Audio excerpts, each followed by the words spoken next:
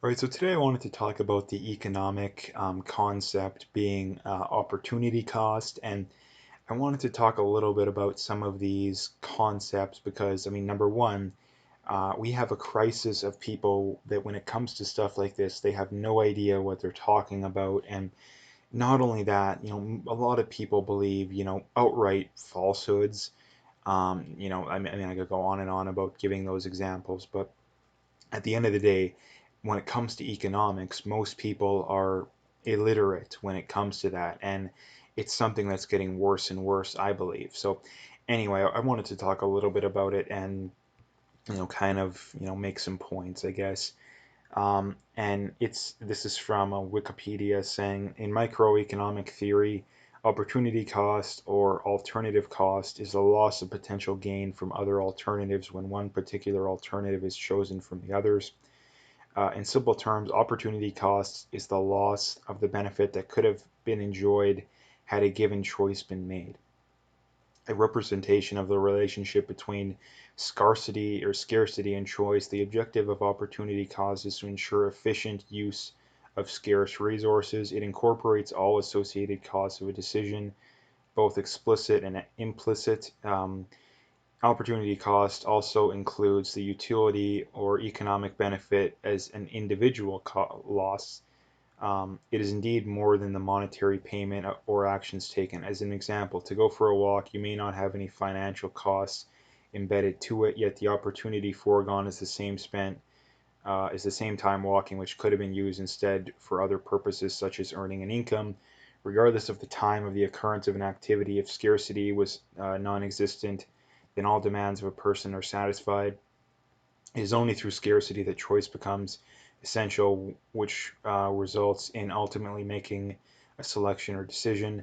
Sacrifice is a given measurement in an opportunity cost of which the decision maker foregoes the opportunity for the next best alternative. In other words, to disregard the equivalent utility of the best alternative choice to gain the utility of the best perceived option.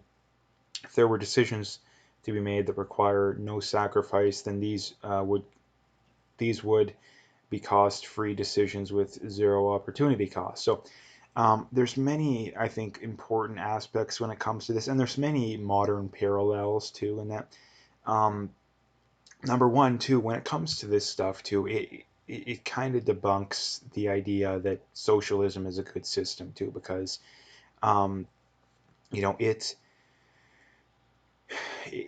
when it comes to economics, one of the most important things when it comes to economics is the concept of scarcity, right? The concept of scarcity, and that resources are finite, right? Everybody wants a massive house. Everybody wants, a bunch of really nice cars. Everybody wants unlimited money, right? Everybody wants a bunch of fancy stuff. The problem is that resources are finite. Everybody wants unlimited healthcare, right? Could bring in socialism into the example. The problem is that, again, resources are finite. There's only so many doctors, there's only so many nurses, and there's only so many hospitals that can realistically be built, right?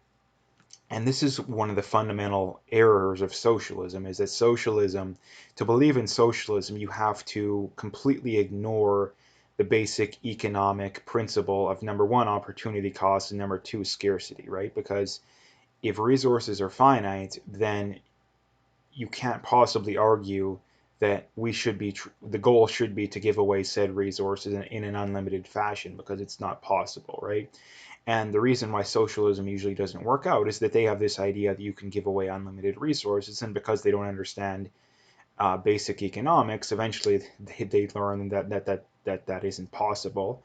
And what happens too is that under socialism you end up with a permanent, lower class, right? The socialism basically hollows out the everyone from the middle to towards the top, 1 to 5%. Under socialism there's still that mega rich crowd, because again the problem with democracy and the problem with the way we do government is that until people are willing to question the concept of democracy, we're always going to have this system, right? It doesn't matter who's in power, we still have the rich getting richer, we still have the corporations doing crazy stuff. It doesn't matter who's in power. Again, the left likes to think that, oh, if you just give us power, we'll deal with the greedy corporations and the greedy rich people. But, doesn't actually. Again, look at California. They have some of the highest taxes and some of the most biggest regulations, the most amount of regulations of any state, but yet they still have the biggest gap between the rich and the poor, right? Again, same. Again, look at. I mean, Canada doesn't really have a comparable example, but I mean, you look at BC. I mean, in Vancouver, I mean, there's a lot of homeless people there, but there's also a lot of very rich people, right? Um, I mean, especially when you look at real estate and stuff like that too. So the point remains that this is one of the fundamental problems with socialism, right? And not to mention too, there's another thing that I wanted to bring up too, and this is the whole idea of these lockdowns, right? Because when it comes to opportunity cost, you have to. This is a very important sentence right here.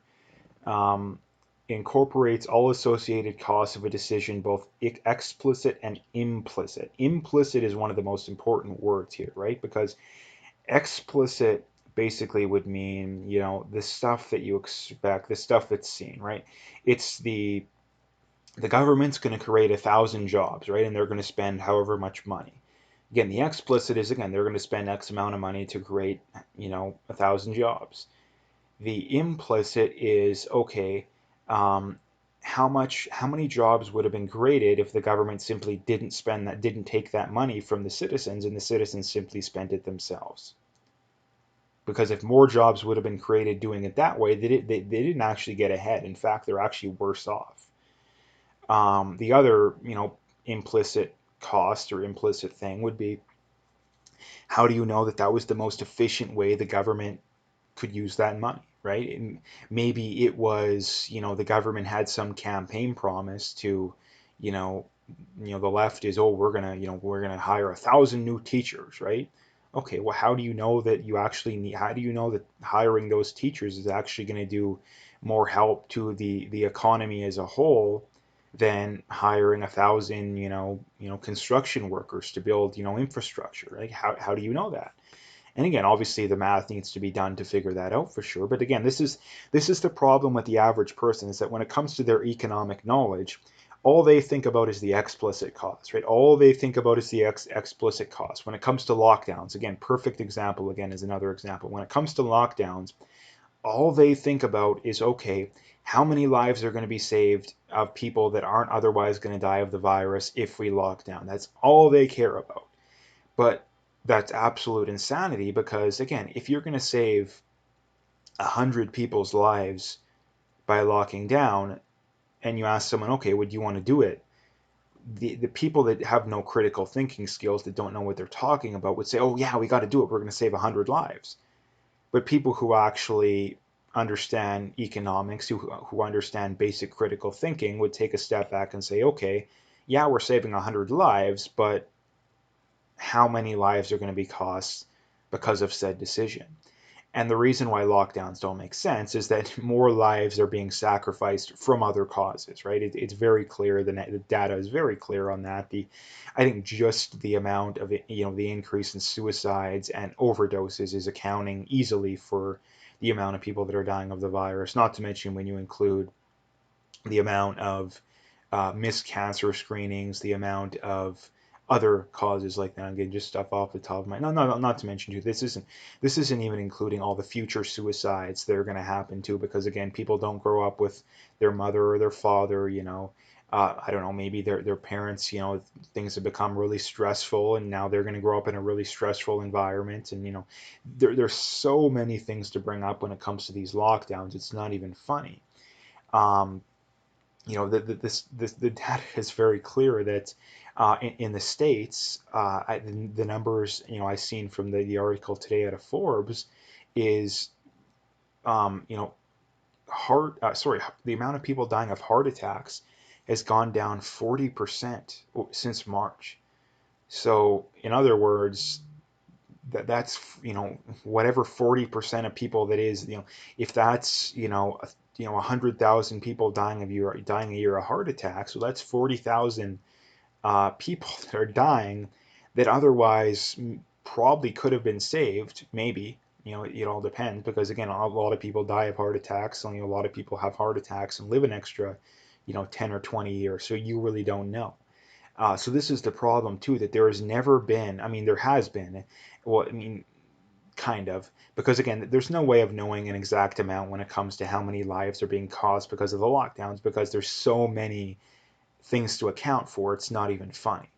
Um, but for what I'm seeing, from what I've seen, there is far, far more people that are dying, uh, as an indirect or an implicit cost of the lockdowns than are actually being saved. And the amount of people that are actually being saved by the lockdowns is a lot lower than one would think, because the vast majority of people that are dying, uh, you know, from the virus are not dying from the virus. They're dying with the virus. Again, we've been over this a million times. But again, at the end of the day, it's a very important concept for people to understand because, again, opportunity cost, again, it could also be, also be thought of as just basic critical thinking, right? Just basic critical thinking in that, again, opportunity cost is the loss of the benefit that could have been enjoyed had a given choice not been made. So again, it is simply saying if we have a choice to make as a society, regardless of what it is, even if it's personal, it is simply okay.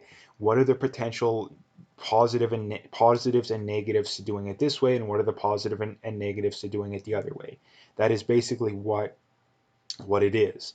And it really bothers me how when we're making these decisions in society, we never think of it that way, right? We never think of it that way, and it just really bothers me. So anyway, that's what I wanted to bring up today. If you liked the video, make sure you hit that like and subscribe if you haven't already. Make sure you check out those links below. Follow me on those other platforms. Again, BitChute and Rumble are the main ones right now. I should be back on YouTube soon, but again, I won't last there. So again, make sure you check me out on BitChute and Rumble. If you want to donate, you can do that as well. Again, I would appreciate any support. So like I say, check out those links and stay tuned for more.